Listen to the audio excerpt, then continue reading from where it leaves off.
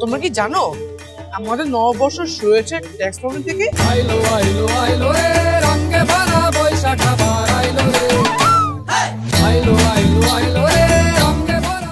4 বছর আগে কৃষকদের ট্যাক্স দিতে হতো, কিন্তু সমস্যা হলো ট্যাক্সের সময় আর ফসল সময় মিলে না। চাল নাই, টাকাও নাই, কিন্তু ট্যাক্স অফিসার হাজির। কৃষক ভাইরা একদম হেল্পলেস।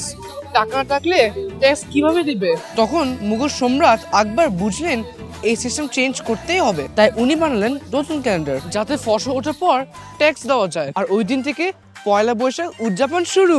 তখন থেকে আরো একটা ট্রেডিশন শুরু হয়, হালখাতা। ব্যবসায়ীরা পুরনো হিসাব বন্ধ করে, নতুন বছরে নতুন খাতা খুলে, কাস্টমাররা বাকি টাকা দিয়ে দেয়, আর তারপর বৃষ্টি ফ্রি। কিন্তু এখন এটা শুধু ট্যাক্স না, এখন লাল সাদা শাড়ি, পাঞ্জাবি, পান্তা ইলিশ, মেলা, ফুচকা, নাগরদোলা, গান, নাচ আর কত আনন্দ।